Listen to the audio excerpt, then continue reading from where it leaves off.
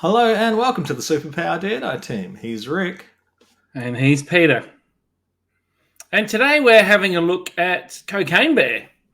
We are. It's a bear that does cocaine. He does. She does. It's a she bear. Oh, spoiler alert. Spoiler alert, sorry. You may have given away a plot point there. Well, I think we didn't know until a certain point in the movie.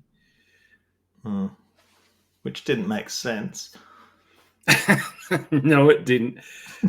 But this was directed by Elizabeth Banks. I know that much. It was stars young Han Solo. Who's Elizabeth Banks? She's an actress and a director. What else has she done? She was in Sam Raimi Spider-Man. Was she? Yep, Betty Brant, or Betty Brant if you're viewing it in America. She has been in Pitch Perfect. She was in what's that one where the kids kill each other? Hunger Games. Yeah, she's in that. Oh. She's been in a fair bit. I know who it is now that you said that. Yeah, she did a few episodes of 30 Rock and Scrubs as well. Yeah, she's been you know who she is. Directed by Elizabeth Banks and starring a young Han Solo and a few other people. So, Peter, what did you like about Cocaine Bear? Well, I quite liked the bear. I thought the bear was well done. I think Hollywood is rightly so using CGI animals now rather than real animals. I would love to have seen this made with a real bear that they just put on cocaine and just do whatever you want. Just be careful. For the most part, I thought that it was quite believable as a bear. So I think the special effects were quite good. It had mainly one fun sequence, I thought, with an ambulance. I thought that was quite an entertaining scene. And there was a couple of good performances. I liked Han Solo in this, young Han Solo. I thought he did a good job. I thought his criminal friend was quite good. And I liked the police officer. That was pretty much on a roof of a rotunda for most of it, but I thought he did a good job. And that's probably my positives. What about you? I thought it had a really interesting start, and I thought, from in the opening maybe 10, 15 minutes, I thought, okay, we're going to go on a bit of a ride here. I agree that the effects for the bear were convincing for a movie of this type, which you'd normally consider a kind of B movie. There was one scene, though, that it was just the CGI just took me right out of it, and it was when the bear was in the ranger's office and the ambulance people were there, and the ambulance guys opened the door. So it's all dark, and the head of the bear just kind of peeks out from a dark corner of the room, and it just not quite convincing. It was just kind of it wasn't there, and then it was and then it was. It's funny that, because normally special effects look better when it's dark, whereas this was in the daylight. It was just quite good. Yeah. It was just the one thing I noticed, but I liked it. I liked the way that all the actors played this for they maybe overplayed their part a bit, but they played it seriously. They were having a fun time with it, but they didn't go over the top with the over the topness. And if you've got a movie called Cocaine Bear about a bear on cocaine, it's going to be a bit over the top. There's quite a bit of graphic violence in there. Some of it made me laugh. Some of it made me absolutely cringe and look away from the TV, particularly. And I'll leave the details to you, but one of the victims was in an ambulance, which then has to brake suddenly, and she gets flung out the back of the ambulance. It wasn't pretty at all. I thought I had a good, energetic start, and the story wasn't too bad either. It was really it was good storytelling. We've got these 3-4 groups of people who, through different stories, all have to converge in this one. All converge in this one place where the bear is. So I thought that was pretty cool. But I thought it kind of plateaued out. So anyway, what were the parts that you didn't like so much about this? So I didn't like the over-the-top performances from some of the characters. I thought they were playing it a bit too big. I thought the premise was crazy enough that it didn't need to be so overplayed. There was a tourist from Germany or something, and I just thought his character was just ridiculous. And I think you're right. I think it really loses its momentum. I think after that ambulance part, I think it just sort of goes downhill a bit from there. And I don't think it ever reaches the heights of that scene. Yeah, I just think that maybe the director could have pitched it for people to play it a bit straighter. And the characters that I mentioned, that I thought the performances were good, they were probably playing it fairly straight. Yeah. So what are your negatives?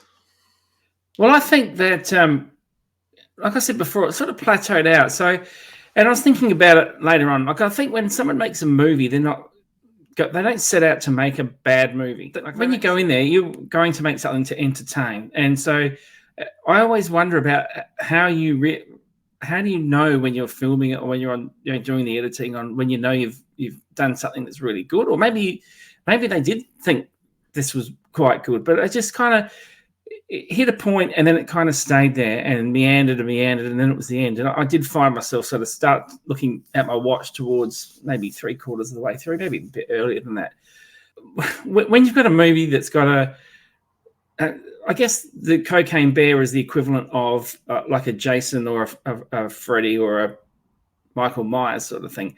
And in this one, you're kind of rooting for them to take out the really unlikable people, because that's how they usually set it at. But in this one, there were unlikable people taken out, but I thought there was just some like innocent bystanders that didn't really need to be. But that's one of my little issues.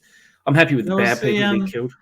I thought it was odd. There was a character of the ranger who, I don't know whether she was just panicked or stressed, but she accidentally killed someone and showed absolutely no remorse whatsoever. Yeah. She could not care less. I thought and that just made you not sympathize towards that character as well. So when that character does meet their demise, it's sort of like, yep, good. Yes, it was. I think the guy she shot deserved to be shot anyway. So if it wasn't the bear that was going to get him, he was going to die. So that was all right. But I don't know. It just seemed to run out of steam, and the energy that energy and sort of fun of the first opening third of it. I don't think you could just keep relying on that for the rest of it. It had some moments in there that I did laugh out loud, and there was the cringy parts, and then there was the part where I was just kind of going, like I've seen this done before, and it's just being repeated again and again. Yeah. So, would you call it a horror comedy? Yes. Is it a horror? It's a horror comedy. It's absolutely being played for laughs. They're pretty hard to pull off horror comedies. Like for a long period of time, and like I said, I'm sure people in this business don't go in there to make a bad film, and it must be really hard to make a good one, because when you think of the amount of there's not many hours. Good ones. Yeah, well, that's it. The amount of hours of movies that we've watched, and there are some that are just kind of, you watch them and your brain registers that you've watched it, and you never remember it again. I mean, at least they tried some different things with this. At least, there were, like, you can see that the effort was put in there, and I'd take something like this over like one of the million Netflix star power shows that they churn out. So it's less forgettable than one of those. But I just don't think it lived up to what it could have been. But then I could not tell you what I couldn't say if they just changed this and this and this, it could have been so much better. They did what they could with what they had. I don't know how you sustain that sort of high energy over a movie. And there would be people who completely yelling at their screens now, saying, "You idiots! Like, how can you not see that was fun to the end?" I think you do. You look at movies like Tremors or even Jaws, and you start out with it being a bit of a mystery, and then you have the big reveal. And I think you play it a bit more seriously with the characters. Like, you can have a bit of fun with what the bear does, but I think the characters need to be a bit more serious. Like, they were just all wisecracking and swearing, and they didn't really seem that scared, to be honest. Like, they just seemed like, oh, there's a bear. Oh, bears can't climb trees. Oh, yes, they can. Oh, I agree and disagree with you there. So there was a point you made a bit earlier, but I don't think they had to be played more serious. I think that was part of the comedy part of it. But I still think this is maybe part of the problem with this movie. They just went too early with the reveal of the bear and the graphic violence of it. If they sort of built that up a bit more, maybe it wouldn't have been such a, we might have complained that it was so slow. Yeah.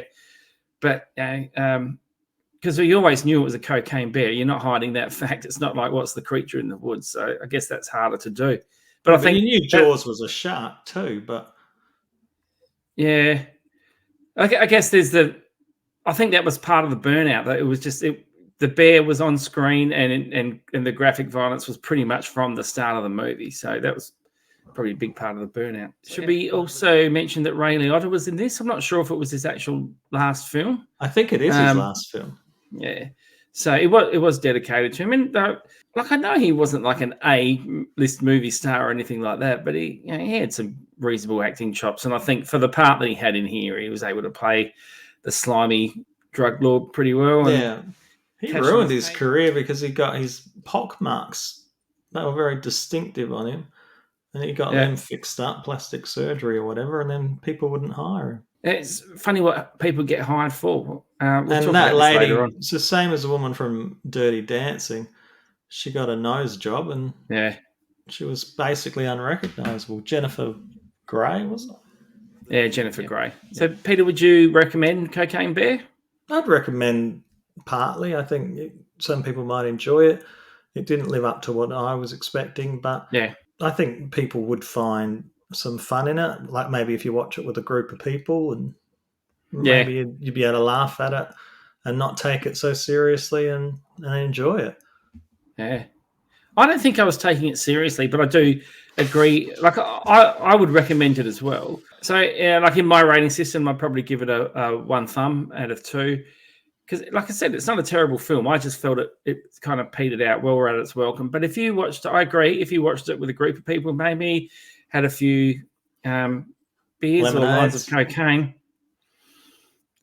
cocaine, you may have much more fun watching this movie. But overall, I recommend. We're closed. Where all the cocaine? Thank you for watching the Superpower Daredevil team. If you enjoy our videos, please like them and please subscribe to our channel. And you can comment down below. We love a comment. And please ring that bell. Ring that bell.